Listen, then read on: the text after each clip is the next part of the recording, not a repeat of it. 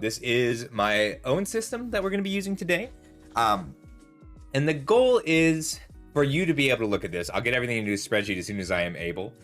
For you to be able to look at this and affect your pick order in draft. So this is specific to the draft format. I'm not going to be covering things for constructed. So for this draft system, we'll be doing 3 packs of Behemoths of Thera and 1 pack of Unleashed. So I'm not going to cover the Unleashed cards because Unleashed is the previous set, but I will occasionally mention how the Unleashed cards affect a rating on a card. And the ratings are not going to be absolute. So in general, I'll give everything an overall rating of 1 to 10, which at a glance may consider the pack 1, pick 1 rating. How high should you take this card over other similar cards? And this is a system for relating cards to each other. So a 1 is a card that you should never play. A 2 is a card you should do your best not to play. A 3 is filler. Filler is fine. Your deck is going to have a lot of filler. It's going to have a lot of normal cards. 4 is above average. You play those over your filler. If a deck is all 4s and 5s, it's a very good deck. 5 is very strong. 6 is if you're in that faction, if you are a fire deck and you see a 6, you take the 6. 7 is a reason to go into that faction. So something like a very strong removal spell or a game finishing bomb is a 7. And 8 is a card you'll just play. You put it in even if you're not in that faction. You run some Seek Powers to get it out. You run some Rift Crystals. There's some neat little pieces of fixing, and you'll just play it with those pieces of power. 9 is a card that you always play, and a 10 wins the game. I have not seen any 10s in Eternal yet, but they should exist somewhere. There's a few 9s, like the Arcanum's True Heart, that would just win the game before in the last set. Big bombs. So I also will give everything a floor rating. Usually just how bad the card is on average, the worst that the card can be. Ceiling is the best that the card can be, and an effort is how much work it takes to get from the low. Yeah. An effort rating is how much work it'll take to make that work. So like a really weak card, a build around, something that requires a very linear game plan, very specific cards to make work, that's going to be a high effort card. But if you have the cards that work with that card, you still want those cards to go with it. You can stick around, Lord Grim. Just let me know if you have any questions. I'll be going kind of fast. So Behemoths of Thera is lots of big things. One of the main mechanics for it is Hunt. So Hunt is you will mill them a certain number of cards. So Hunt 2 is you discard your opponent's top 2 cards. For each sigil or power, you will generate an advantage. An advantage will give you 1 power. So one-time use, gain 1 power card. And if it's anything other than a power, it grows. So that means that 33% of the time that you mill, because 1/3 of the deck is going to be power, you will, let me put the chat back on. With 33% power, you will 33% of the time make a, oh, I forgot to do this. 33% of the time you will make a power, and the other 66% of the time it'll grow. So this Cautious Mantis, on average, is going to be a 5 cost, 5/5 that returns 1 power. That's very efficient. It'll send the cards to the discard pile. So it does make, if your opponent is hunting a lot, that makes cards that raise dead, that pick up units from your graveyard or items from your graveyard, a lot more consistent.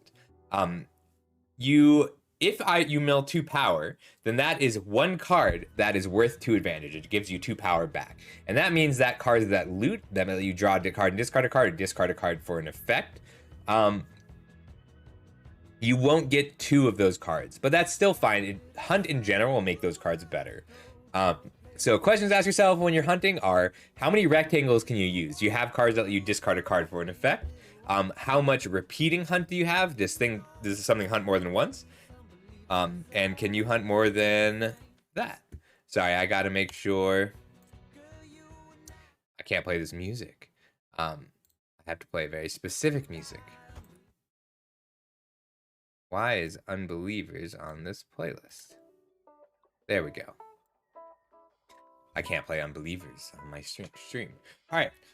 The next new mechanic is called Versatile. Versatile is a weapon that can be played on yourself to attack somebody as a relic weapon or on a unit. So usually you play it on yourself when you need a removal spell. So this kills just like a relic weapon, you can attack something with 3 toughness, or you can play it on a flyer, something that's unblockable, to just punch through.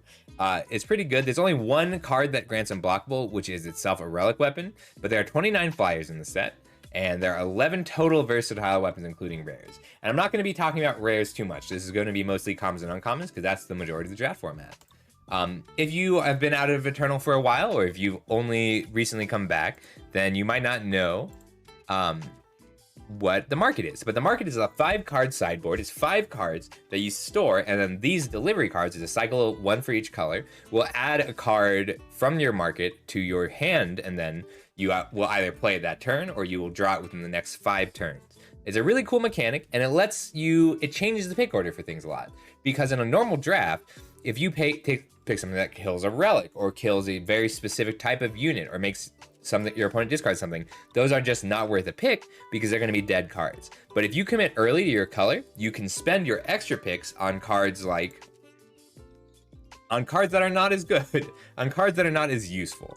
And so the market rewards committing to your colors early and picking up silver bullets, cards that are useful in some situations.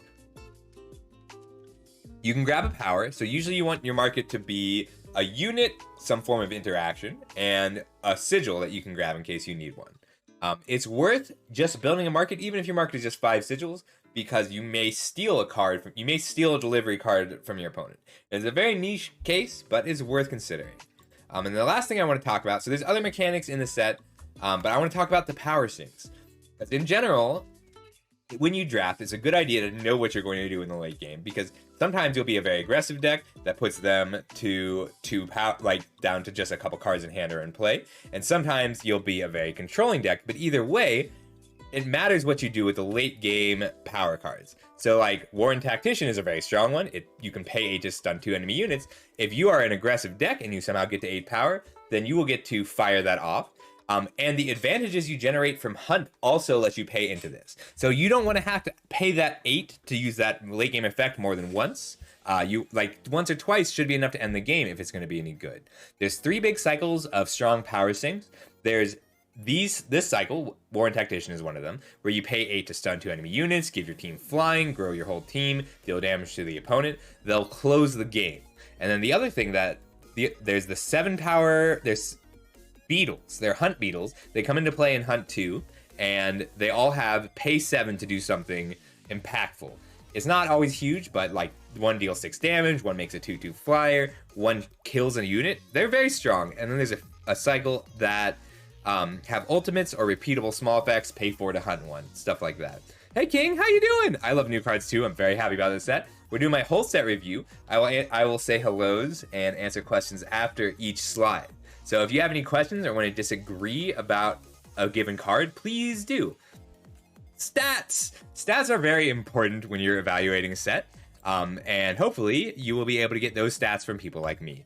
Okay, so Behemoths of Thera. This is just commons and uncommons, and we're not talking about Unleashed. There's 173 cards. There are only 3 sources of fixing, one of which is an uncommon. There are 106 total units or cards that we can count as units, meaning relics that create a unit or spells that create a unit. There's 29 total flyers. This happens to be the exact same number of flyers as Unleashed. There are 14 units with Aegis, which is relevant. 14 burn spells that target players, which triggers Frenzy. There's 17 cards with Nightfall. Nightfall is an important mechanic, but we'll talk about it as we get to the cards with Nightfall. None of them are Injustice. Not one Justice card makes Nightfall. There are 10 sources of card advantage, strict card advantage. Cards that just draw 2 cards or will yield more than 1 card when played. There are 10 sources of healing, and there's only 1 way to steal cards at common or uncommon. Out of 106 units, 22 of them have 1 defense, 27 of them have 2 defense, 29 have 3 defense, 12 have 4 defense, 8 have 5 defense, and you'll notice that that's a pretty sharp drop. 5 have 6 defense, 1 has 7 defense, and 2 has 8 defense. And that's really important when we talk about removal. So there are 6 cards that deal 1 damage to a unit or kill something with 1 toughness otherwise. So that includes this 4 damage removal. I'm including the Nightfall one that kills a unit with 4 attack or less. This is just a set of stats that is useful for understanding how these cards will play. So it's 6 cards that deal 1 damage to something, and that kills. This is just commons and uncommons. So six cards will deal 1 damage or give something -1/-1 or kill something with 1 toughness, and that is 21% of all of the units in the set. 5 will deal 2 damage, and that's 46% of all of the units. And there's 8 cards that deal 3 damage, and that kills 73% of all of the units at common or uncommon in this set. That's huge. 3 damage removal is very good, better than we would have expected. 4 damage. There are 3 cards that deal 4 damage at 84%, kills 84% of all units. 2 cards that deal 5 damage that kills 91%. There's 2 cards that deal 5 damage, and that kills 91% of all creatures. And that is factoring in all the cards with Hunt at a 66% growth rate. So like, that is averaging the toughness and then rounding up or down a little bit, accounting for Hunt. Hey, Len. So, other removal, there are 4 cards that kill anything. There's only 1 curse that effectively removes a unit. There's 3 cards that stun for 1 turn that are playable. There's 8 total weapons, 7 of which are versatile. Thunder can deal 6. Yes, that is true. That's a good point, Sizzle. And that card is very good. Like, the other reason that we look at the percentage of what removal kills is it helps us establish how good a pump spell is. So if you give something +1/+1, how many removal spells does that get rid of? So a +3/+3 removal spell, a giant growth effect, is very good in this format because it removes 5 of the spells that will kill it. And that was like in Unleashed, things tended to just kill things. So these are useful stats. I will be referring specifically to the removal stats when we evaluate individual removal spells and the size of creatures. So moving on, we're going to do all the multi-faction cards, and we'll do them one at a time. I'm going to talk about the card all the way through, then I will read the comments, and please argue with me. If you think a card should be better or should be worse, I either need to justify that or I will change the rating. And we will come back and take a look at these ratings at a later date as well. Probably when I do the rares and mythics. So I'm evaluating cards in... Oh, thanks for the follow. This does include all the reprints. This is everything that can be drafted in this set, with not counting Unleashed. So I'm not evaluating cards in relation to what kills them out of Unleashed, but I will bring it up when I think is necessary. And we're doing 3 colors today. Well, 4. We're doing Multifaction, which I always think is important to do early because it helps you account for what factions do well together. We'll do the Factionless stuff, and then we'll do Shadow and Fire. All right, so all of the Multifaction cards are kind of doozies. Oh, in case you missed it earlier, this is my rating system, and please ask questions if you got them. But a 3 is not bad. So a 3 is filler. You don't want to play anything below a 3, and you want to try and upgrade 3s to 4s and 5s as often as possible. Yes. So, killer is something that I counted. I counted for killer. So there's one 3/2 with killer that I counted as a 3 damage removal spell, even though it's a little bit better than that, but for the purposes of calculating things. And there is 1 card that grants killer itself. I don't know what you mean by Hunter. All right, so first card. This is Blurwing Raiders. I'm not going to be reading the cards. I figure you can read the cards and we are short on time. So I gave this an average value of 5. This card's very good. It's got a floor of 3 because that first hit is tough. But even as a 3-cost 2/2, you're not going to attack unless it'll trade with something. So like if you're trading with your opposing 2/2 flyer, your opponent's opposing Windrake, then the card's a 3. But it's not going to trade with your opposing flyer very often. You just don't have to do it. Oh, I did count Hunter as kill anything. The Midnight Hunter. Yes, I counted that as a kill anything, Sizzle.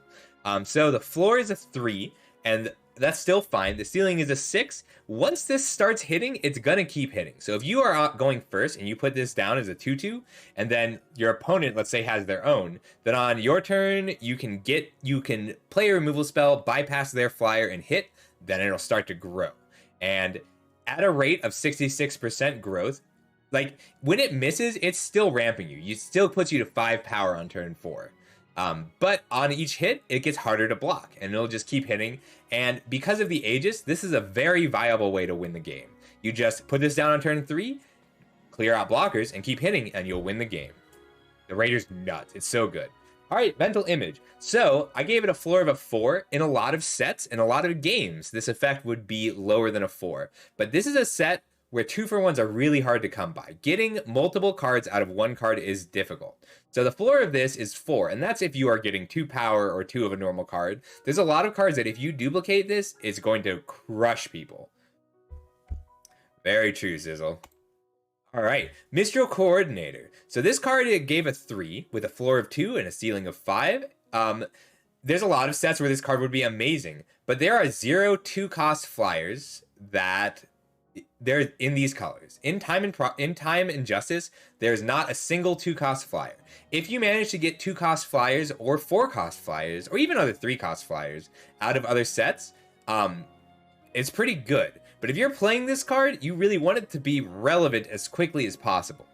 You can play it in the late game against aggro decks. So if you get it down as just a 2/2 flyer, exactly, Beard. Cambrai flyers is much more difficult. And splashing, like, it's way harder to run 3-color piles than it was in Primal because there's not as much fixing. So like this if you had showed me this card without me looking at the rest of the set, I would have thought it was pretty great.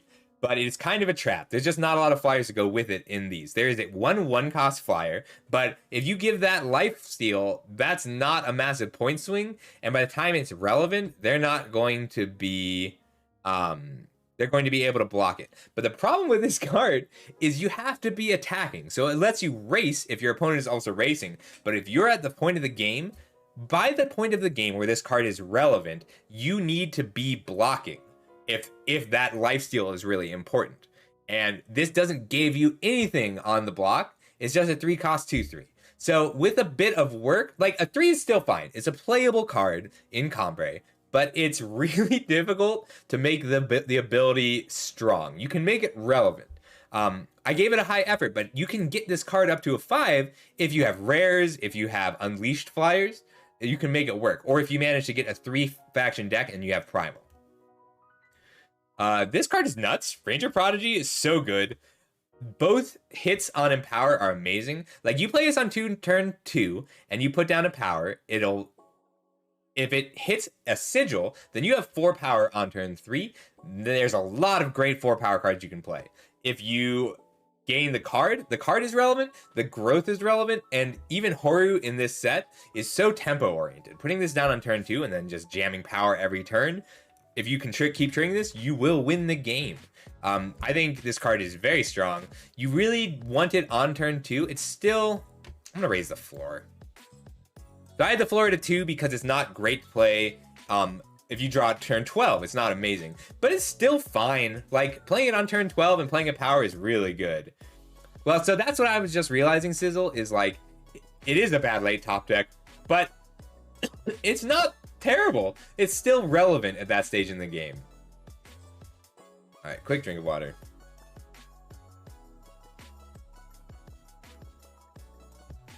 Yeah, the one that just empowers to grow. And the fact that you don't get to choose whether it grows is a knock against it. But it's going to be a 6 if you manage to make it relevant on the growth or on the advantage generation. This one's also nice because it hunts a lot, but it generates multiple rectangles. You can get more than one hunt card out of it. All right, Recovery. So this card is really good in this set because if something hunts, and then if one of the beetles, for instance, it'll hunt 2 and grow, and then you can use the ultimate, and then you can pick up that card from your discard pile, save a unit from a removal spell, replay it, get the hunt again, and ultimate again, and it'll keep growing. There's not a lot of 2-for-1s in this set. This is one of the better ones, and it's not that hard to splash. It's really, really good, because if you draw it in the late, like, this is a 2-mana spell, and you can play it on turn 3 to save a unit, pick a unit up. And even normally, so like in other sets, this might only be a 3 or a 4, but if your opponent is hunting, you don't even need one of your units to die. Your opponent is going to be putting cards from your deck into your graveyard. So it's really easy to make a 2-for-1 with it. And you can get more than that if you're resetting ETBs. So 5 is strong. So if you haven't seen any of my set reviews for other games, 5 is really good. Like, 5 means that it's worth the first pick a lot of the time. At least on an uncommon. It's so good. All right, Relentless Hair. I think this card is great. this card compared to the others, so like compared to all of these other 2 and 3 card multicolored cards, the hair is easy to splash. So if you are a time deck in need of something big to finish them and a block, you can just run a few fire sigils in this relentless hair, or like a rift crystal or a seek power. If you're a time, or if you're a fire deck, then you can splash a little bit of time, and this is a pretty reasonable finishing spell. The aggro decks might want something a little cheaper as a finishing spell, but this is a good one. The floor of it is a 3. It's almost always going to play at just a very efficient, at a 7 cost 8/8. Alright, repurpose wares. So this card's a lot harder to make work than the others, because you do need a unit and a weapon in your void. Comet pointed out that the lifesteal and overwhelm are permanent, which is also relevant. It's just a good card. It's just a little bit of work compared to the rest of the ones in these multicolored cards. But a few generating 2 cards and making something a massive threat from, even if it was just like a vanilla 3/3 before, suddenly it has lifesteal and overwhelm, and you get to pick up a weapon to put on that unit. You don't necessarily need a unit in play to give these abilities for it to be relevant. Picking up 2 cards from your discard pile is strong when your opponent is hunting. It's very good. The hair is so cool. Like, look at it. It's just a big rabbit. Big beast. Alright. The Steel Worn Responder. So the floor of this card is bad. If you have 1 weapon in your deck, when you look at 7 cards, you have a 15% chance to hit a weapon. So you want 4 to 5 weapons to raise this ability. But a Warcry creature, a Warcry unit that pumps a weapon is very good. So if you build in enough weapons, the card is strong. I gave it a floor of 1, a ceiling of 5, with an average value of a 3, because this is more of a build around. Like, this is indicative of what Primal and Fire want to do, or Justice and Fire want to do together. The weapons are not that hard to pick up, but you want 4 or 5 before this card is good. Tongue Lasher, look at this thing. It's a frog knocking a guy off a bee with its tongue. What a card. Okay, this is a really cool card. I gave it an average score of 4. It might come up. I'm going to be revisiting. The score might come up. I'll be revisiting it in the future. If this is a 1 cost 1/1, it's bad. If this is a 2 cost 1/1 that hunts, that's solid. And anything above that is great. So this scales really well. I'm going to raise the ceiling to a 6. The thing about this, so there was one in time that you just spent 8 power or whatever, and it would become an 8/8. So what Tongue Lasher does is, let's say you have 10 power. If you hunt 9 times, then 66% of those are going to be growth, which means you are paying 9 costs for a 7/7. But if 66% of the cards that you grab are growth, then 3 of those are going to be an advantage, which will let you keep playing cards. So if you have this and a removal spell, like a Thundershot that deals 3, then you can play this and then use the advantage you gain to play more spells. It's very cool. Yeah, we were trying to calculate that, because there's not enough. It's actually something that I said early on when I was talking about Hunt. I said there's not enough Hunt to mill. There's 2 exceptions to that. Yes, so there's 2 exceptions to the mill strategy, and the first one is Tongue Lasher, and the second one is there's just a 3-cost card that mills somebody 6. So like, the math on mill is tough to work, and mill in general as your plan A is difficult. We'll talk about it more in Shadow, because it's a liability. There's so many ways to take advantage of your graveyard and not a lot of ways to stop it. So you got to be careful in the mill strategy. I'm sure I'll try and make it work at least once, but like, if you end up against a Shadow deck that's trying to put units into his discard pile and you're trying to mill them out, they'll kill you. But the card's sweet. I really like it. And we don't have Eavesdrop anymore. Eavesdrop is gone, so we can't take their discard pile anymore. Zeot's Recruitment. So this, I gave an average score of a 4, floor of 2, ceiling of 6, with really high effort, because this is a build around card. It's difficult to make this generate a unit on turn 2. Not impossible, but it's tough. But if you play this on turn 4 with a removal spell, you can play it and kill a unit, then you make a 1/2, and it triggers on Hunt. So like, if you're in the right, where'd it go? If you have this Ranger Prodigy in play on turn 2, maybe off a duel, and then you play Zeot's Recruitment, and then Hunt, then you mill a unit, then it'll trigger. And once this gets, if this makes 2 soldiers, you're pretty happy, but if you get this triggering a few times, you're going to win that game. So it is a build around compared to the others, but you really, it's really strong and is worth building around because that Aegis is very relevant. A 1/2 with Aegis that you just get to keep making is really strong. So that's it for the multi-faction cards.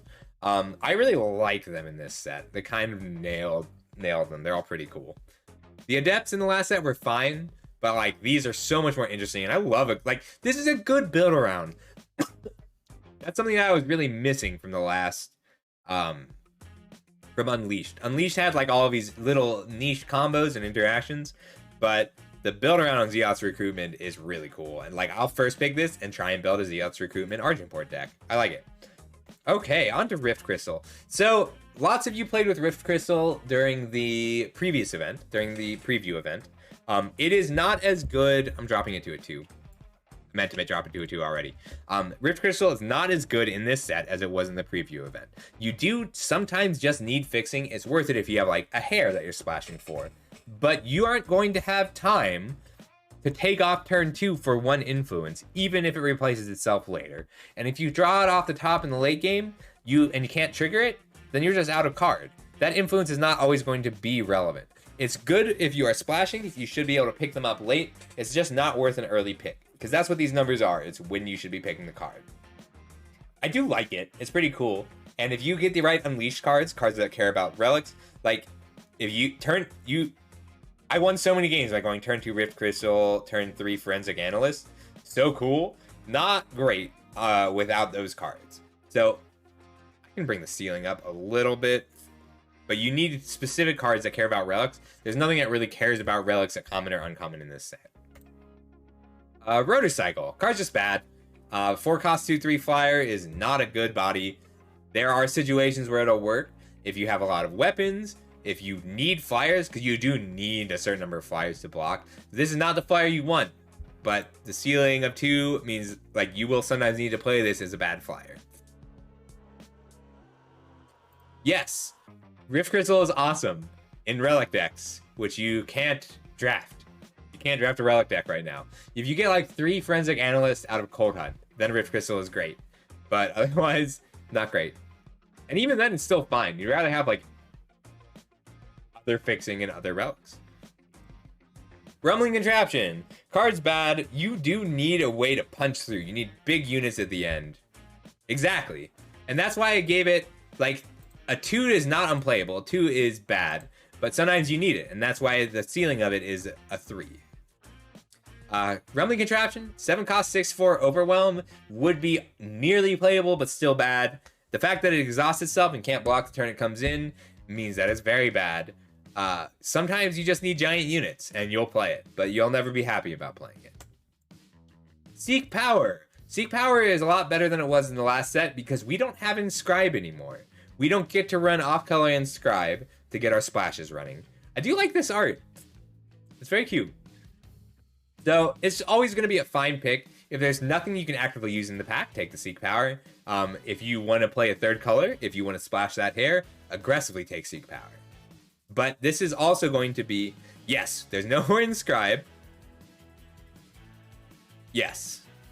Yeah, so we have like a few rare Inscribe cards out of the Unleashed pack, and I haven't looked at the rares in this set yet. So we may have other rares that work, but you take, in the last set, in straight Unleashed with a little bit of Cold Hunt, I would first pick a Seek Power because it was so likely I was going to be struggling for playables and have to run additional colors. I'd end up in 3 colors. This is a much more streamlined format. You're going to need to be 1 or 2 colors a lot more often, which means you need Seek Power a lot less. So, but you still don't have Inscribe, so pick it if you don't know what else to pick. Slinking Roach, very cool card. Like, not amazing. It's a 2 cost 2/3 some of the time. A 2 cost 2/3 is good, but the fact that you don't get to choose whether it's a 2 cost 2/3 or a 1 cost, because a one cost 1/2 is bad. A 2 cost 2/3 is fine. You don't get to choose which one it is. So 66% of the time this is a 2 cost 2/3, and it can ramp you. So it's best when you have good 4 drops and have need of a 2 cost 2/3. It's not always great, but you'll play it. This card is great. This is the fixing you want in this set. It's a 1 cost 0/4, so Nightfall is in this set, and the very aggressive decks are going to want to make it night. And what Nightfall means is that you have to have the ability to play multiple spells in the same turn. Because if your opponent plays a 2-cost 2/1 that makes that, or a 2-cost 3/2 that makes it night, and you draw 2 cards and you only play 1 card back, you're gonna lose. But this 1-cost 0/4 the gaining 1 is relevant to some cards that care about healing. Gaining the influence is really relevant because you don't always need it, but when you do need it, you'll really want it. And you can play this on turn 1 as a blocker, gain the influence that you need for turn 3 on turn 2. But if your opponent is making it Nightfall, you'll get to draw this card, play it to block a 3/3 effectively, and also play a relevant spell in that turn. So this is a card that lets you double spell. It's very good. You may have noticed in the last set, the 2-cost O2 that you could contract to go get a sigil was fantastic in Unleashed Cold Hunt, but pretty weak in the draft preview. And so it was weak in the draft preview because you didn't have time to take 2 turns off to go get a power. And that's still the case, but this is an 0/4 and a much better blocker on its own, even though it doesn't switch into an attacker. It's not great in the late game, but it's a good card all around. And now this is the best piece of fixing. Midnight Reprieve is solid. So if you are playing the aggro deck, then you will play this card because Nightfall is going to be better for you than for them. But even in the control deck, the Nightfall isn't terrible because you're more likely to be splashing in a slower, more controlling deck. And this card is really good for it. It's also, think of it like a Zoltan Conclave. I think it's about as strong as a Zoltan Conclave, but it's better. It plays a lot like the Zoltan Conclave. You will usually play this card. I will first pick this card a lot. All right, I'm just going to drink some water and we'll move on. Hey, Bootsy. Right.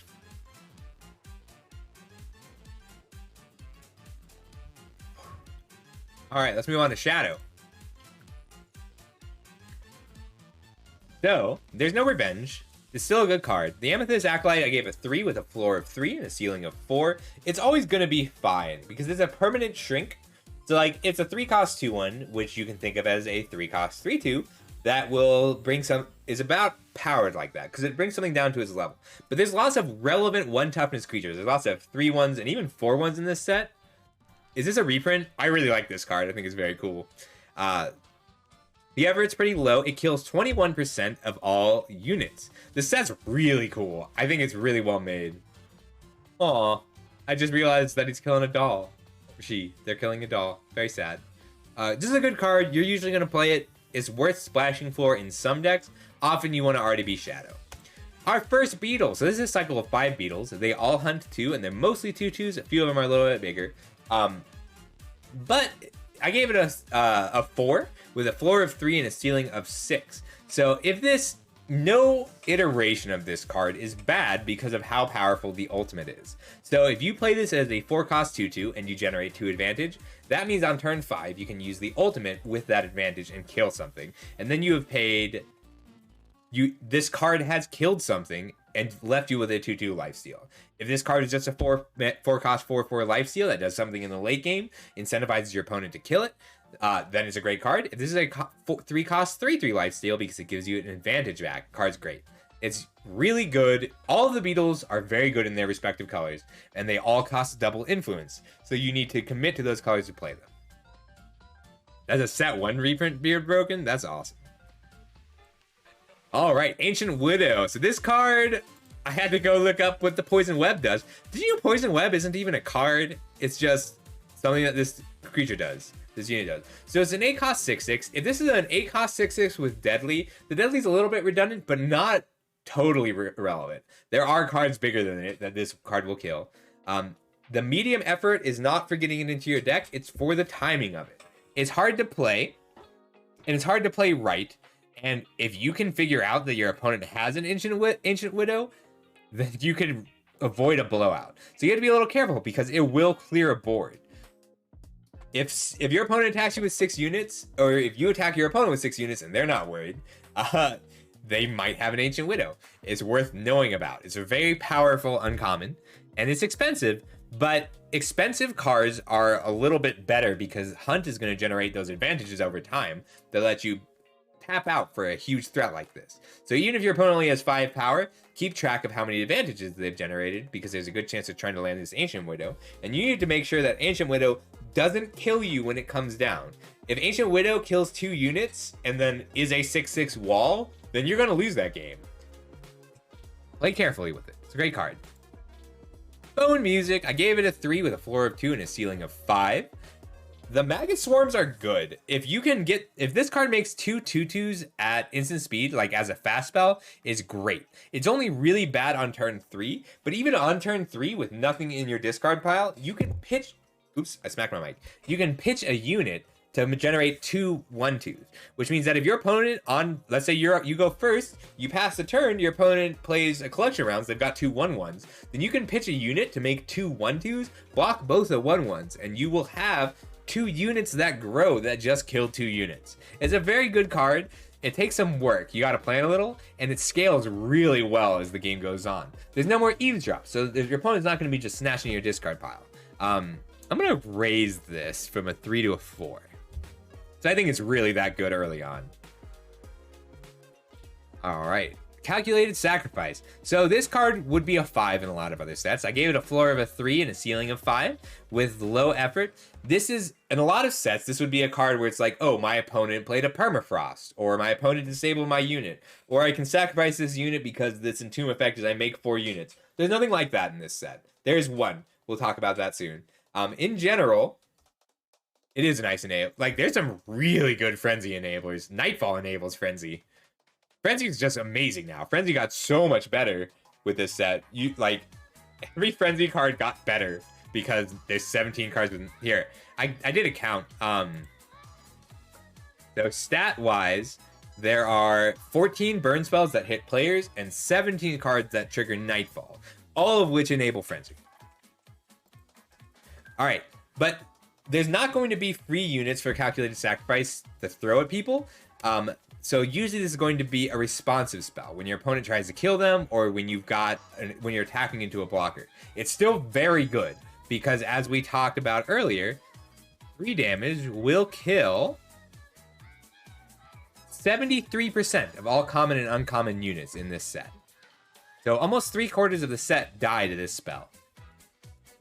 So yeah, you can get 2 cards out of this card as long as you're responding to an opposing removal spell. And there's a lot of removal spells in this format.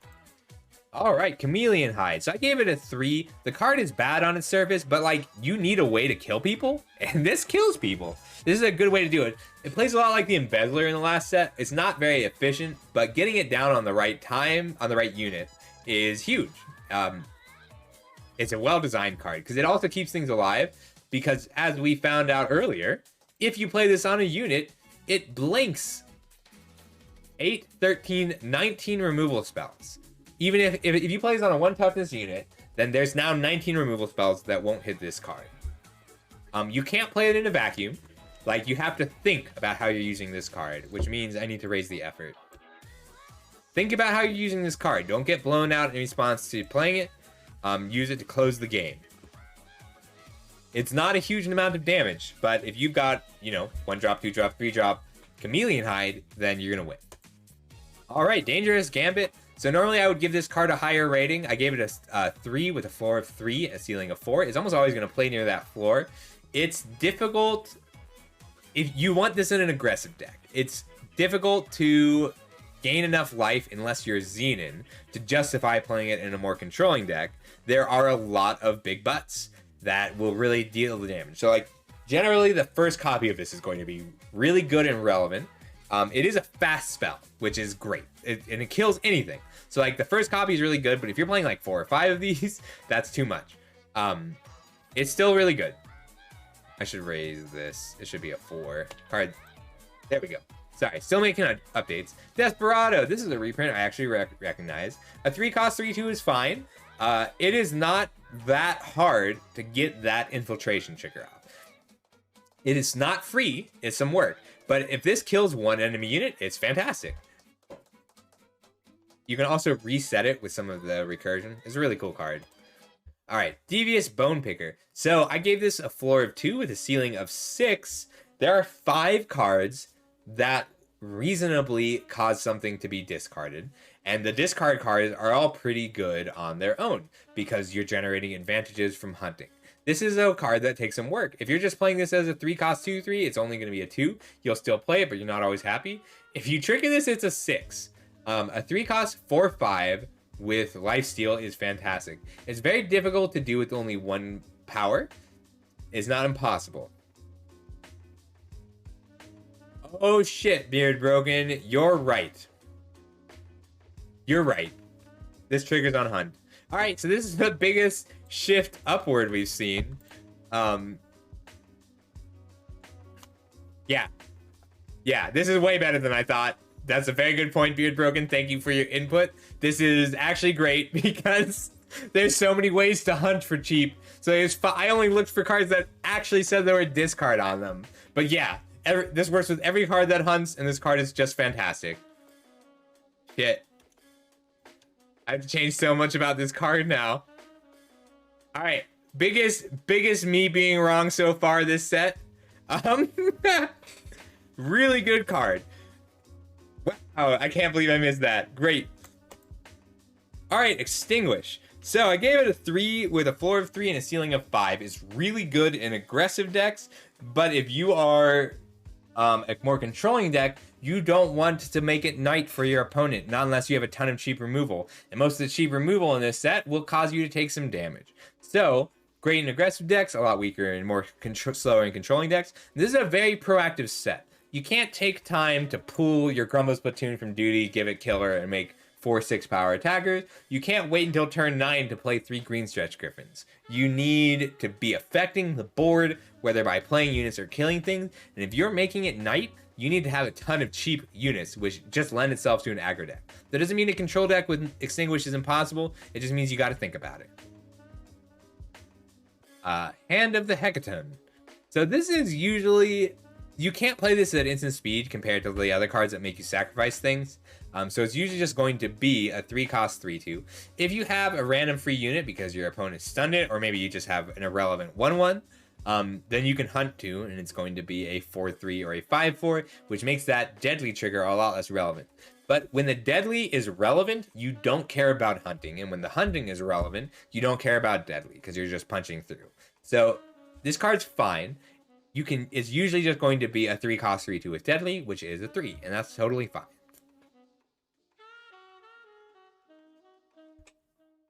All right, Hecaton Defiler. This card's really good. So from our stats page, we know that there are 14 units with Aegis or that generate Aegis. So like we saw the multi-faction card for green-black. If this is a 3 cost 3/3, this is a fine card. I mean, it's probably, I'll lower the floor to a 3 from a 4 because a 3 cost 3/3 is fine. If this eats 1 Aegis and becomes a 4/4, then suddenly that dodges a huge percentage of the removal spells and makes for a great attacker. Card's really good.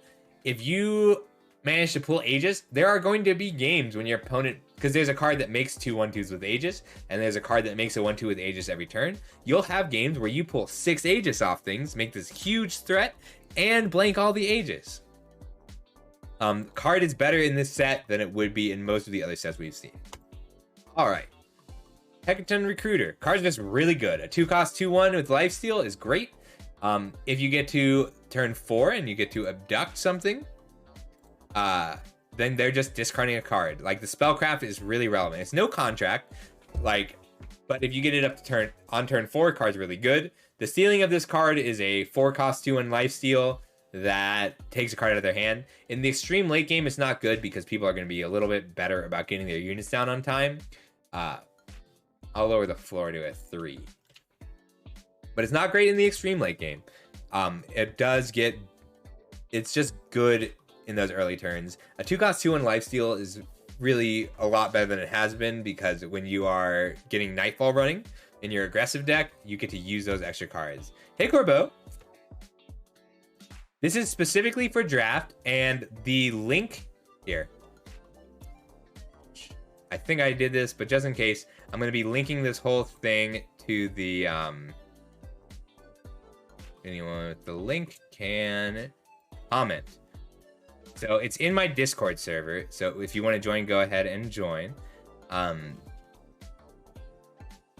And I will eventually be transferring this over to a spreadsheet. But the set came out today, and I immediately opened it up and started plugging the cards into my slides, because I plugged all the preview cards in already, and then I had to go back and edit some stuff. But I had to get this done in time to... I wanted to start the set review today. So I'll be doing the other 3 colors tomorrow for commons and uncommons, and then next week I'll come back for the rares and mythics, and I will also be talking about revisions after I've had some time to play with the set.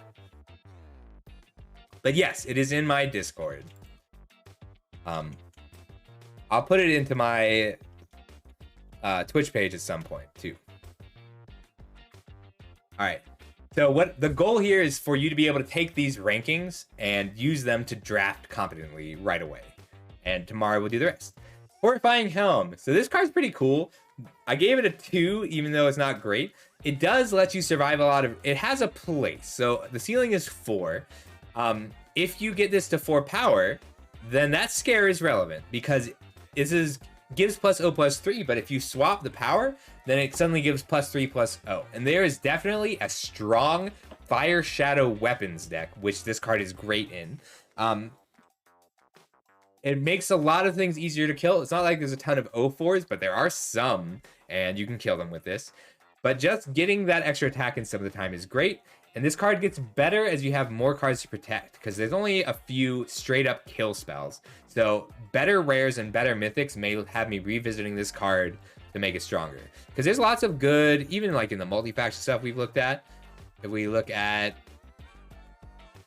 like giving it +1/+1 with the Steel Warren Responder, or the putting out a Ranger Prodigy to keep it alive through those early turns and generate that value is really good. This is a cool card. I think the design on this is fantastic. Horse... Oh, did I skip one? Nope. Horse Snatcher Bat. So, card's fine. I forgot to actually give it... Did I not give this a rating? Okay, looks like I missed 3 slides here, and I apologize for that. I was going to give this a 3. It would be higher, but it's really hard. It's fragile. It dies to a lot of the removal spells in this set. It's cool, though. It's just a very fragile card. Here's another 3 because the stat line is pretty bad. But it's not a bad finisher. This is a good power sink. You need a certain number of power sinks in this set, and whether that is beetles or repeating effects, Shadow just has other cards that this card needs to compete with, which we'll talk for power sinks, which we'll talk about later. But in the event,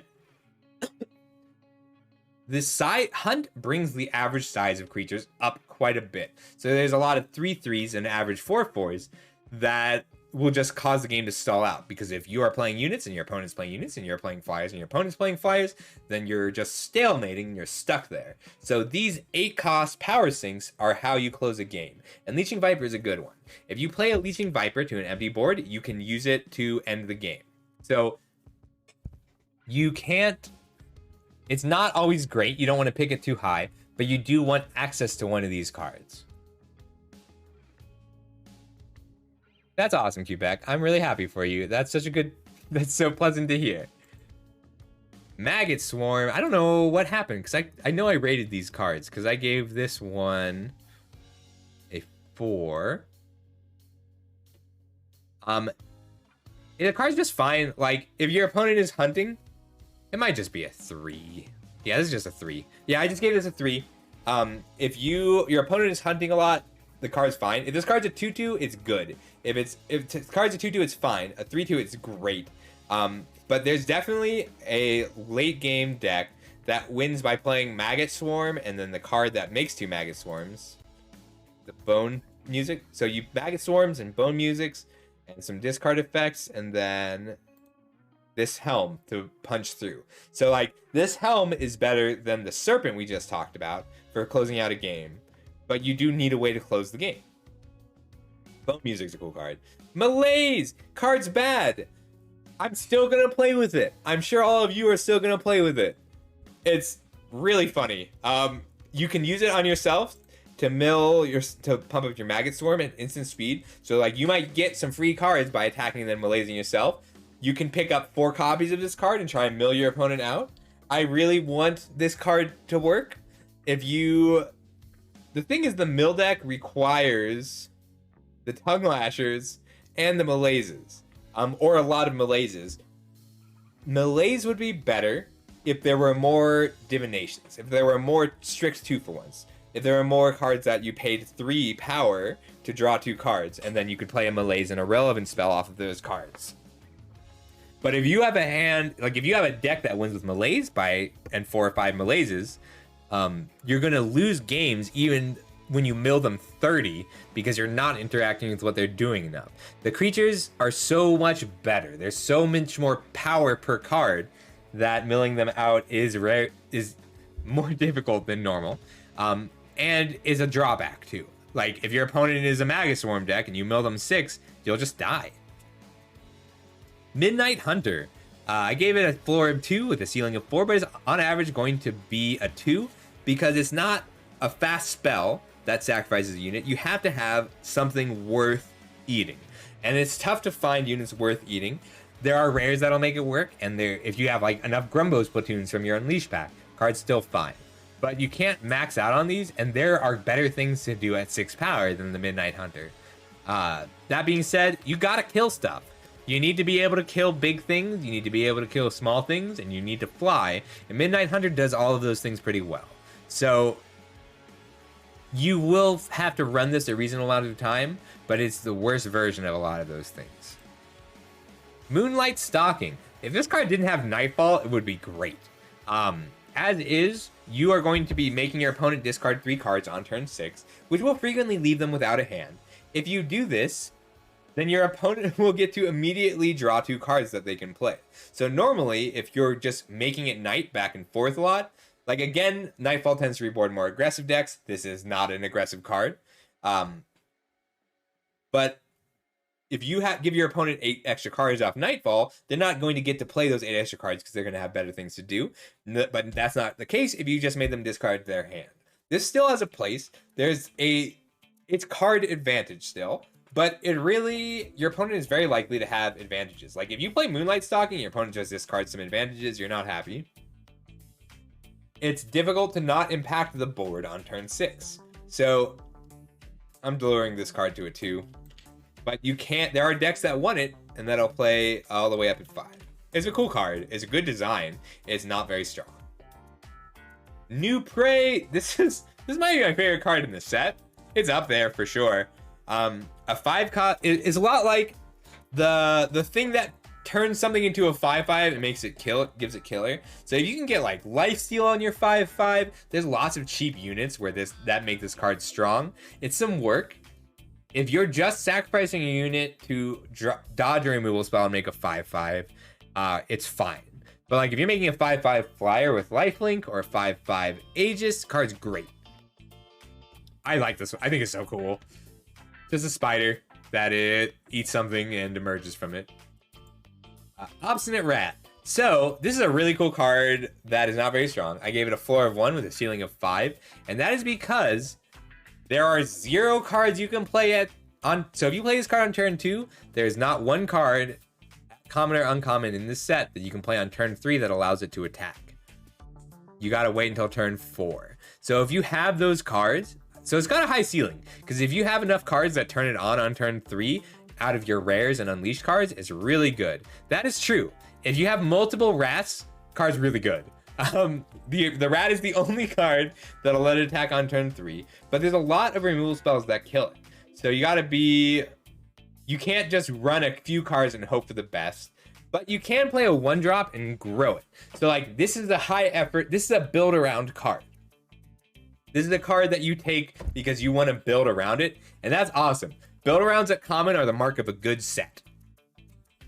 Like, I gave it a floor of 1 and an average of 2, but the ceiling's all the way up there at 5. Because if you build around this and make an obstinate rat deck, that's awesome, and you will get wins with it.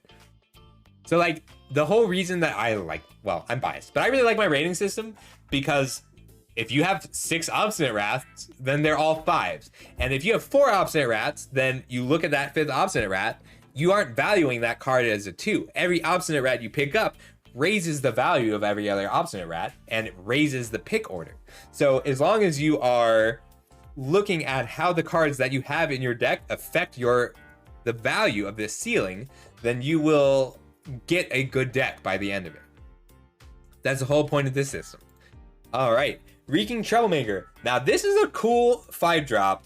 It's fragile, but taking out a blocker the turn it comes down is what you want from your 5 and 6 drops out of your aggressive decks. So if you go 1-drop, 2-drop, 3-drop, 4-drop, Reeking Troublemaker, that's a really good play because you're going to have other units that they want to kill. So like, let's say you have a 4-3 and then you play a Reeking Troublemaker. Your opponent now has to decide whether they want that Incinerate, I think that's what it's called, whether they want that Lightning Bolt to go at the Troublemaker or whatever is attacking. Like, it's not, you can't play too many of these, but it's a pretty good curve topper for aggressive decks. Also, it does turn on the Obstinate Rats. All right, so Refuse Roller is this Dung Beetle is the one card at common or uncommon so far that you want to eat. It's the one thing that you want to sacrifice to all these other sacrifice effects. And it does replace itself. So if you have a bunch of Refuse Rollers, then that's when this Midnight Hunter gets better. So if you have 5 Refuse Rollers, this goes from a 2 to a 3 and then a 2 to a 4.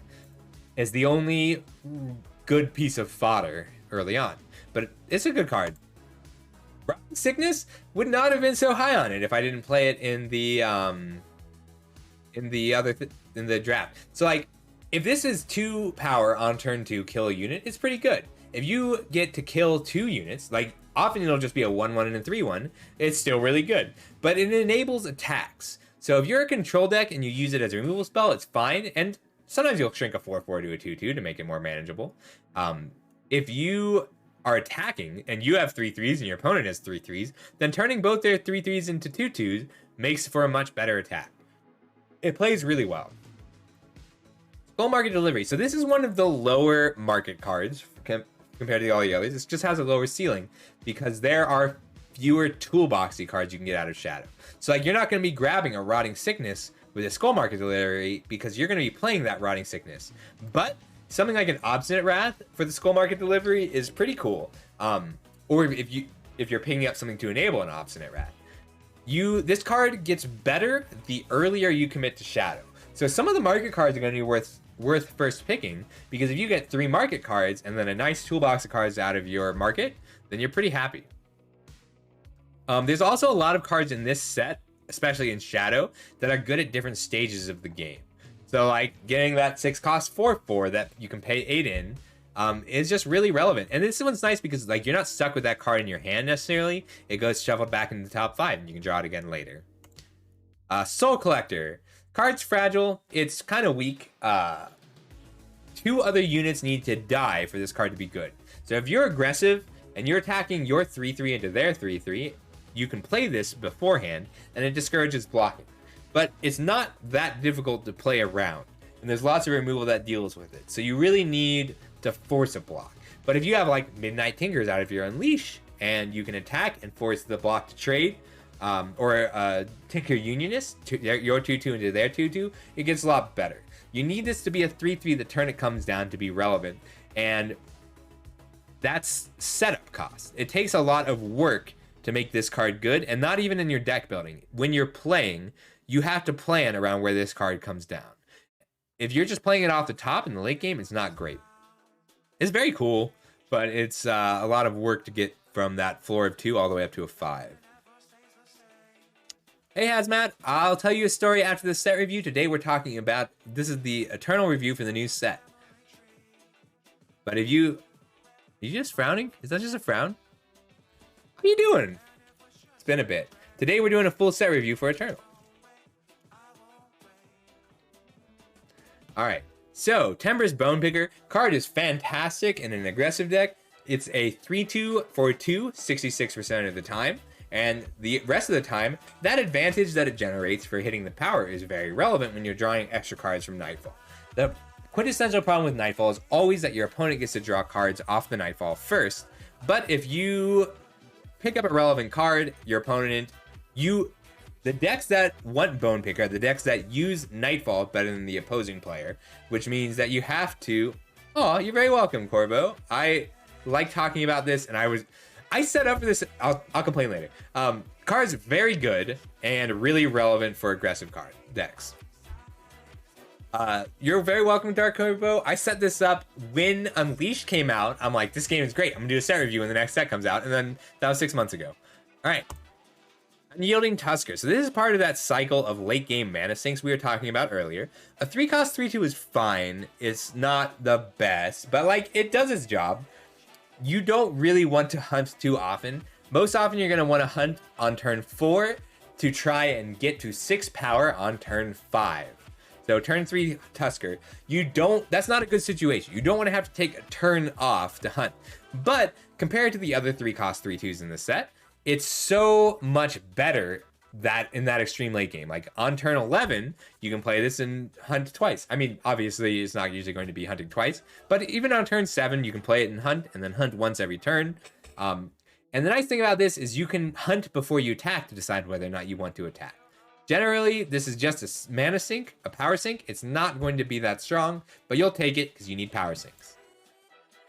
This card is good. All right. So it's a 4-cost 1/3 with Deadly, and when you play a unit with 7 or more total stuff, it will deal 2 damage. That last part is not horribly relevant, but gaining the life. So this card is always good. So as a 3-cost 1/3, it trades with 2/2s positively. But if you're in the extreme late game, and this is the last card you draw off the top of your deck, it trades with whatever else they've got because it has Deadly.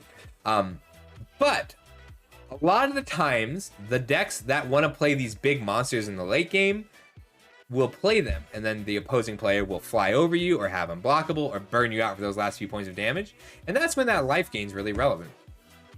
This card will play much better than it looks. I gave it a 4 with a floor of 3 and a ceiling of 5, and that floor of 3 is just when it's a 1/3 Deadly. That's fine.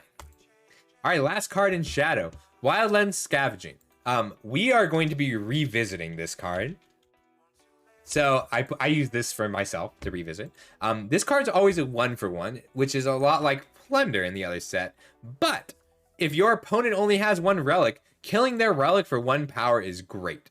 It's a little awkward because while Unleashed is in Standard, is in this draft format, then they're likely to have Hours, which will just grab them a power, and then you'll hit it with Wildland Scavenging, and that's not good enough.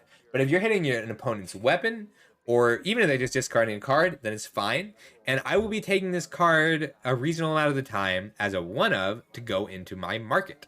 The market from Skull Market Delivery is kind of awesome, being able to play this and then take the last card out of their hand or deal with their relevant relic. It's very quick. On to Fire. So Fire is all I've got. Fire is the last one for the night, and then tomorrow I will cover the other 3. I will cover Time, Primal, and Justice. And then early next week, I will be back with Rares and Mythics, and we'll revisit what's changed after we get to play a bit. All right. So starting with Arcanofly for Fire. If this card deals 3 damage. This card only needs to deals 3 damage for it to be worth it. But even if you're only dealing 1 or 2 damage, it'll still kill something. It's very easy to get 3 spells into your discard pile because the removal spells are strong. Lots of stuff has Spellcraft, which we haven't seen a lot of it because we just haven't covered those colors yet. And your opponent will be hunting you. So by turn 6, this is very likely to deal 3 damage. But even in the very late game, you'll get to kill much larger things, and a 4/3 Fire is a very relevant body. So I gave it an average score of 5, and in a more spell-heavy controlling deck, it's a 6, but you're still playing this in an aggro deck to clear a blocker. It's a little bit of work, but not a ton. Just a great card. Also, I love the art. I love Volcarona. I love the look of Fire Moths in general. Very cool card. All right, Bladekin Apprentice. So I gave this a 3. I should lower the floor to a 2, but it's still going to average out to be a 3. The first attack that you need to get through with the Bladekin Apprentice is the hardest one. Because if you get this down on turn 2, your opponent is very likely to have a turn 2 or turn 3 blocker or removal spell. But if you have a removal spell of your own, a burn spell to kill something, and then you get to attack with it, then it's a 2-power quick draw. Then it's 3-power quick draw. And it's always going to be difficult for your opponent to put down enough power to block it. Yes, the versatile weapons help a lot, especially the Mantis Claw, which we'll talk about soon. But the common weapons really punch this Bladekin Apprentice through. It's so good. It's work, but like it's not a free attacker, but it's a good attacker. All right, Bombard. So this kills 46% of all units in the format. twice. And you're likely to have cards to discard because of Hunt, because Hunt creates those advantages. The discarding a card is not nearly as big a cost in this format as sacrificing a creature. Card is just great. It's a little bit of work, so I gave it a floor of 4 because it's usually going to be a 4, and you do have to time it. It's a fast spell, but you can get more than... You will frequently discard a card to kill 2 units that, even with bigger units, you can do it in combat. And if you respond to a pump spell, then you can get 3 cards for 2 cards out of this. It's just a good card all around. It's premium removal. Like, it kills so much. Bone Kunai. So this is another card that I have to revisit. It's really cool and well made. Oh shoot, one sec.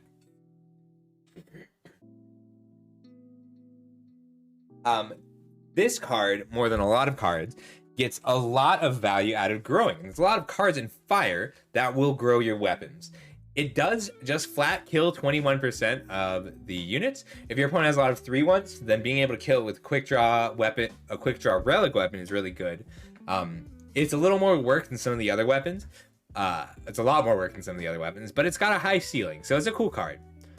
I gave it a floor of 2, and it's usually going to be that 2, but with some work, you can get it up to a 5. All right, Camp Menace. So this is a card that aggressive fire decks will probably carry 1 or 2 copies of. It's not great in mid-range or control decks, because if your deck is full of Camp Menaces and you Nightfall and then draw 2 Camp Menaces, your opponent's going to get to play both of their cards, and 4 toughness makes it kind of fragile. But it does have a place. The first copy is pretty good. Additional copies get weaker. Unlike with Unleash, we don't have Unleash cards. So like in Unleash, you can keep your curve very low because a Grumbles Platoon was still good on turn 6, or a Green Stretch Griffin was still good on turn 6. We have a lot fewer of those, so you have to pay more attention to your curve. Spellcraft helps a lot, and Mana Sinks help a lot, but the first copy is going to be pretty good, and every copy after that is going to be giving your opponent 2 chances to draw an answer for your 6-drop, to your 2 chances to draw additional threats. If you have pump spells or protection you can play on the same turn, it's a lot better. Even if you can just get to survive 1 turn, it's a lot better. Caravan Delivery. So I think that this one is on average better than the Shadow one because there's more cards like Camp. So Caravan Delivery lets you put Camp Menace into your market so that it's not clogging up your deck, or Bone Kunai when you have a chance to grow it. Or we'll talk more about Caravan Delivery as we get to other toolboxy cards out of Fire. But even just like Ruin, killing a relic, is important to have access to in your market. I love the market. Caravan Mage. Card's just fine. A 3 cost, it's usually going to be a 3 cost 2/2 that deals 2 damage to the opponent. It will occasionally take out a flyer. And it's always just going to be fine. So I gave it a 3. The floor of it is a 2, and that's if you're dealing 2 damage to the opponent. And the ceiling is a 4. It gets a lot better if you work with frenzy creatures, frenzy units, or if you have targets for it. So like, it's a good card to put into your market because a 3 cost 2/2 that kills a unit is great. Caravan Crusher. It's pretty weak. Like, the Hunt means that it is 66% of the time going to be a 4/2. But on a 1 toughness unit with quick draw, you really want to know what that Hunt is going to be. You really want to know whether it's going to be a 4 power quick draw attacker, or a 3 cost 3/2 attacker with quick draw. But like, it's just worse than the 3 cost 3/3, the Rebel out of the previous set, and it's really fragile. 1 toughness is a huge liability. Crowd favorite. You have to have a target for this. You have to have something to go get it. If you have even a single weapon that you can get out of your deck, this card's great. A 6 cost 3/4 that grabs a Mantis Claw onto itself is going to be a 6 cost 6/5. If it's a relic weapon that you attack something with, then it's a 6 cost 3/4 that kills something when it comes in. It's a little bit of work, but not a lot. It's very strong. And this is the 6-drop you want over the 6/4 for mid-range decks. But even in aggressive decks, you can get pseudo haste out of this card by putting it on another card. This is another old one. I really like it. I've never seen this card before. I think it should play really well. Feed the Flames. Not really playable in the last set. Pretty great in this one because you're going to have advantages from hunting to pitch to make 2/3/1 Flame Fangs. It is... Flame Fangs will kill a lot of units, but it will usually end up being your opponent sacrifices 2 units. So it'll kill their smallest things, but that's still fine. And there's just not a ton of 4-power units. Like even just what we've seen so far in Fire, I don't think there's a single one that positively blocks the 3 ones. The units in this set are relatively small, so they will often get to trade up. Also, hey Fembox, how you doing? Granite Acolyte. Cards are solid, so this would be a much lower rating in a lot of cards. I gave it a 4 because a 3-cost 4/1 is pretty good, but there's so many ways to recur and use weapons. There's so many units, which we'll talk about soon, which really want a weapon on them. And this lets you increase the number of weapons you're running without having to decrease your units or your removal spells. It's just useful in this set. Granite Beetle. So this is the best beetle out of the cycle for doing what it wants to do. All the other unit doing what fire wants to do. This like if you play this as a 4-cost 4/4 with charge, that's fantastic. If this is a 4-cost 2/2 with charge, then it attacks for 2, and then you gained 2 advantage, which you can then on turn 5 use to shoot the opposing player for 6 and attack for 2 again. That is a 10 damage hit on turn 5 off of 1 card. But even if you don't, like ideally you want this to be a 4-cost 4/4 with charge with a very strong ultimate, but even if it just refunds that power to let you use its ultimate faster, it's really good. This card ended up being kind of weak in the preview event because you had better things to do with 7 power. That's not the case anymore. You are usually going to use your advantages to fire off this ult in a very aggressive deck, which means you don't have to run so much power to make it work. It's a cool card. I love the Beetle cycle, if you couldn't tell. I gave it an average score of 4, even though the floor is a 2 and its ceiling is 5. Love this one. All right, Grove Firebow. This is on turn 1. If you are going first, your opponent is unlikely to be able to play a 1-drop that blocks it. And if you get this to 2 damage, suddenly you're killing an actual card on turn 5. Like if you get this to 3 damage, you're winning the game. If you get it to 2 damage, it's a very good card. I need to raise the ceiling on this because once this gets going, it's really good. This is the 1-drop fire once, whether you're aggressive or mid-range. Even if you're just paying 6 to ping something, it's pretty good. And can somebody clarify whether hit me includes the ability? Because I just assumed it didn't, but it's still good. Grove Supplier. Now this is a great card. It does. I thought so. But I don't think that changes the rating much because at a certain point you're just going to be shooting them every time anyway. And this does win the game. It's all like Sticky Fingers without Aegis or Frenzy. Like it still triggers Frenzy too. Frenzy cards so much better. That's the biggest change to Unleash. Every card with Frenzy out of Unleashed is good now. Grove Supplier, great. It's a lot of extra damage. If you have 3 units and this is a 2-cost 2/2 that deals 3 damage, it makes combat really difficult. It's a Calderon Captain without Revenge that comes down on turn 2. But like, even if it's just a 2/2 for 2, it's still, in your aggressive deck that's going everything else, it's really good. First pick this when you want to be aggressive. It also makes all your units a lot stronger. It is aggressive. It's a bad defensive card, but it's not a terrible thing to draw off the top of your deck. Peak Rider. So this is another card of the Mana Sync cycle. A 4-cost 2/3 with Flyer is not great on its own, but on turn 4 you'll get a few points of damage in before your opponent can block it. 3 toughness is a relevant body size and survives a lot. But even if your opponent plays a Rotting Sickness and makes this an 0/1 Flyer, then they're scared of this the rest of the game. Like if you get to 8 power with this card, this is the sync that lets you win the game. 3 power per unit for 8 power is a lot. 3 attack per unit for 8 power is a lot. So it's kind of awkward in the very aggressive decks, but there's mid-range fire decks that generate lots of bodies and want this card badly. I love this cycle of Mana Sinks. I like units that have variable power over the course of the game. Hurried Drive. If only this were a fast spell. This card's very good. It replaces itself and hits hard. Like, if you deal 2 damage with this because you gave a 2/2 quick draw, and it draws a card, you're pretty happy. It's really good. It does what you want it to do. There's not a ton to say about it. Cantrips are just good in this set. Ignite kills 73% of all units at common or uncommon in this set at instant speed. Really good, worth first picking. I will be aggressively taking it. It's just always good. I just realized you can't hit face with it, but that's fine. It's a low effort card.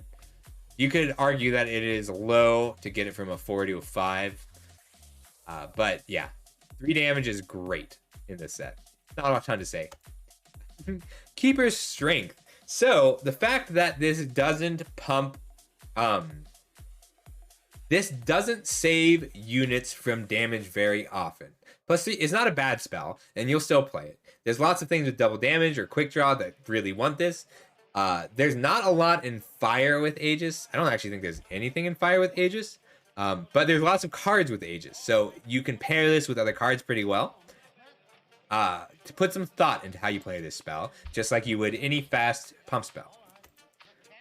Lantern's Light. I gave it a floor of 2 with a ceiling of 4. I will often be picking up a copy of this card for my market. It's a good card to have in your market, but you really want... This would be better if it grew a unit by 1 and exhausted an enemy unit, because it's difficult to have a unit in play and want the advantage you get from hitting an opposing sigil from a bad hunt. It's a cool card. I think that while this card is bad, it is indicative of how well designed this set is. Because if you're a very aggressive base fire deck, you will still play this card to punch through blockers. It's not the removal you want, but like it does clear a blocker and you'll play it some amount of the time. I gave it a floor of 2 where it will usually operate, but every once in a while you'll get a kill with it. Alright, if it's stunned, it would be good. Magmatic Sentinel. So this is a good 8-drops. This cycle of like 8 really relevant 8-drops is pretty good. You can't run a ton of them, but you can use advantage to play an 8-drop every once in a while. It's just a 2-for-1 in a format without a lot of 2-for-1s. Getting to kill a unit, so 5 damage. I don't remember the percentage. 5 damage deals with 91% of all common and uncommon units in this set. So it does just kill a unit on a relevant body. It attacks well. You want it... It's not like an aggressive card. You want it in more mid-range and controlling decks, which base fire decks tend to not be. But like there is a mid-range component to fire because you can play Magma. There's lots of very efficient removal spells in fire. So you have to decide early on if you're picking fire cards whether you want to be the aggressive version of the fire deck or the more mid-range 2-for-1 version of the fire deck. And that will greatly impact how high you pick this card. I'm lowering the floor to a 2 actually, because it's just not great in the aggressive decks. It's hard to get to 8, but it's not impossible to get to 8 power because you still have advantages. Really well-designed card. Mantis Claw. So we talked about this a little bit earlier. Most of the time, this is going to be a 3-cost relic weapon that kills something. If you have a unit with quick draw, then it's good. If you have a unit that's unblockable or flies, then it's good. But the reason that this card is a ceiling of 5 is because this is going to replace your removal spells in the weapons deck. There are cards that recur weapons, there are cards that search up weapons, there are cards that increase the power of weapons, and Mantis Claw is 3 power to deal 3 damage to a unit in a deck that wants to recur weapons and make them bigger. So in the weapons deck, you want this to be a 5, and you can draft a good weapons deck out of just commons and uncommons, which I have to imagine means if you get the right rare cards that care about weapons, card gets really good. It is a very versatile weapon. Nightwatch Volley. This card is so cool. So if you are an aggressive night, like I keep talking about how the decks that want to be Nightfall want to be very aggressive because you want to be using those extra cards, and the decks that don't want to be Nightfall are the more controlling decks. If you use this to kill a unit and just, if you are the aggressive deck, then you get to burn them for 5 and draw an additional card next turn, and they're not likely to have time to use the additional card they draw. If you are the controlling deck, then you get to play this card to just end night after you draw your additional card. So if the opposing aggro deck makes it night, then you get the extra card and get to kill a unit, and they don't get the extra card. This card is worth a first pick often because it goes into both versions of the fire deck. This is so well designed. I know it's really simple, but like this is really a fantastically cool card. Ending night or causing nightfall is so cool. Like, this does what you want. Even if you are like an aggressive deck, you just play it when it's not night to clear a blocker.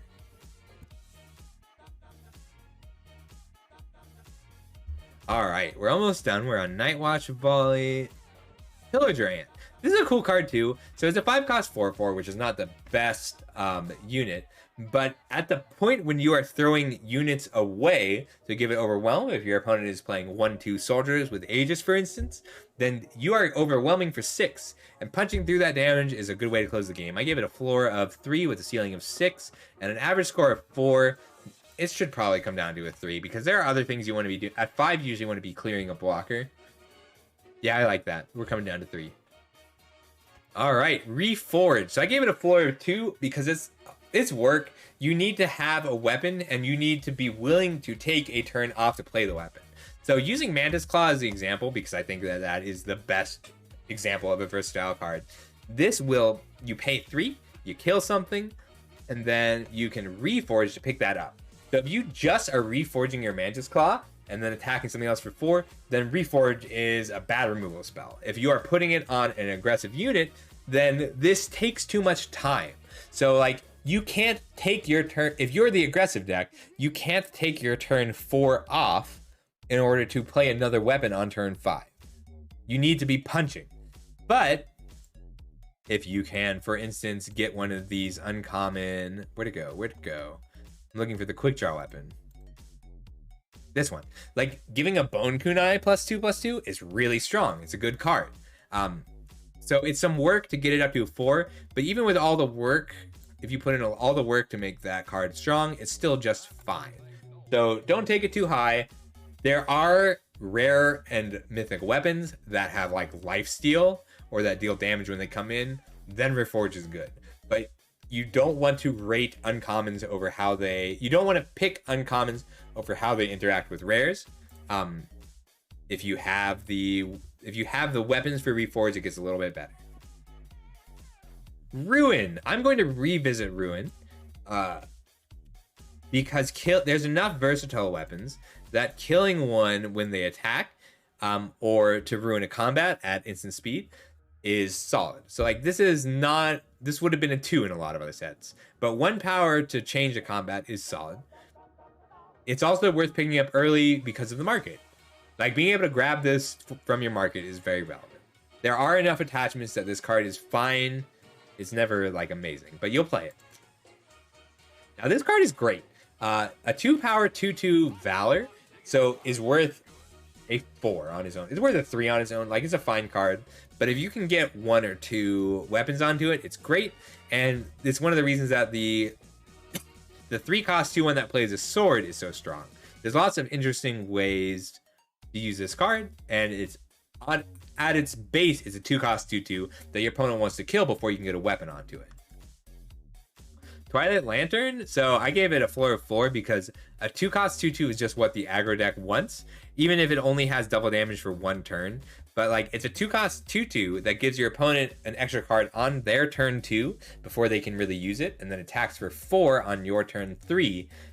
But if you have like a Mantis Claw, that's 10 damage on turn 3 at a time when your opponent may have just missed their 2-drop. And even if they have the 2-drop, it's probably going to be a 2/2, so something like the Mantis Claw will let it attack pretty well. There's a very good Nightfall aggro deck somewhere, I'm sure. Warding Beacon. This is another card I need to revisit. The more I think about it, the more it seems fine. Because you draw it off the top of your deck in the late game, it's not great. The question is, how much damage does this have to do before it's any good? I think it's 4. I think this card you have to get 4 damage out of this card before it's good.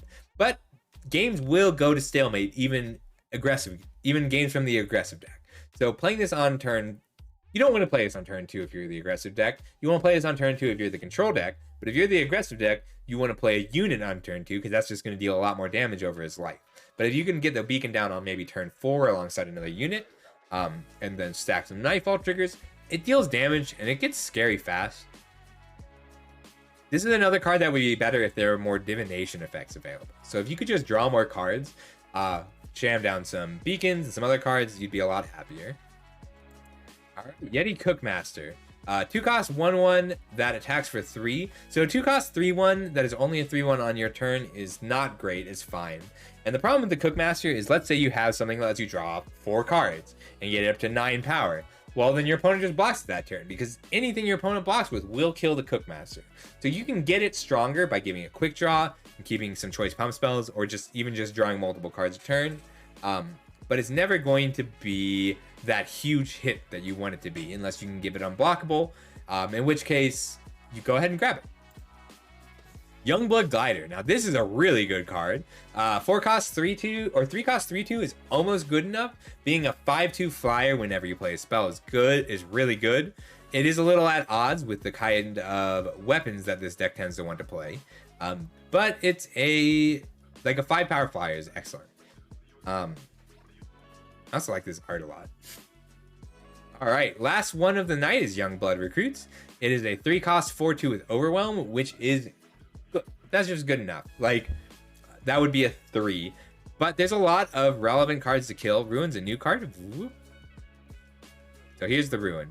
And it does make a Ruin and kill an enemy attachment. So it plays like Barbarian Guerrillas, but it's just better in the early game. It's worth on turn 6, but it'll still hit something. So I gave it a floor of 4 with a ceiling of 6 and an average score of 5. All around, very cool. Is Ruin old? I don't know. It only came out from one set when I searched for it, but it may very well be an old card. I only just started playing at Unleashed. So that is the first 3 colors. In my Discord, thank you, Comment. So in my Discord, you can go ahead and click on the folder if you want to go see the slides. I'll be putting together the rest of the slides tonight and tomorrow to stream the rest of the commons and uncommons tomorrow. Tomorrow we will be doing the rest of the commons and uncommons. I will schedule a time, so I might have a snow day, in which case I will be doing the stream in the afternoon.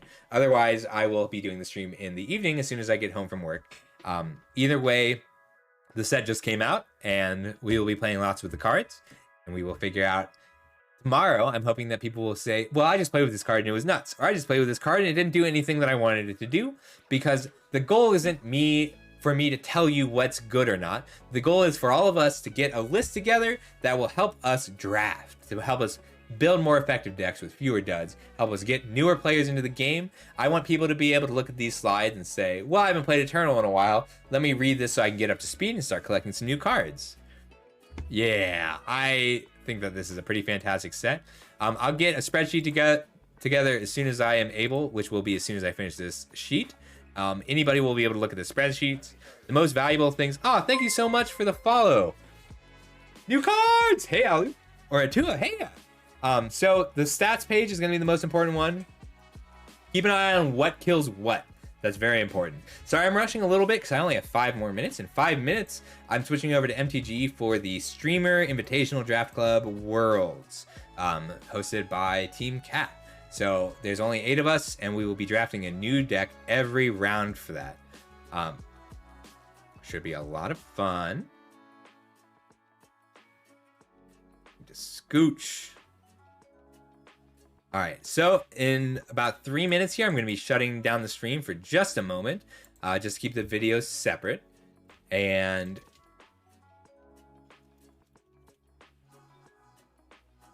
if you have any questions, let me know. And that was a lot of fun. I'm pretty happy that we finally have a new set. I'll be streaming a lot of Eternal this and next week.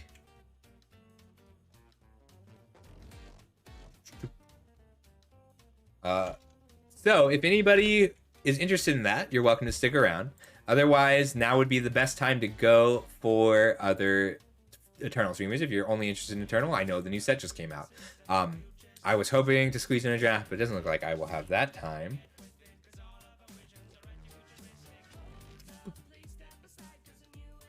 There we go.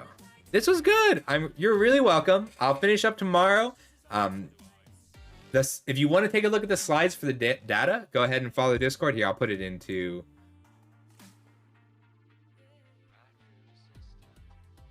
Thank you. But I'll get this up to YouTube hopefully later tonight, if not first thing in the morning. And aw, you're really welcome. Thanks, Comet. I really appreciate that. And I'll see everybody later. I'm going to shut down the stream for about well, really just 60 seconds. And I will see everybody very soon. Go ahead and say hi to the other Eternal streamers for me, and I will be back tomorrow with more Eternal.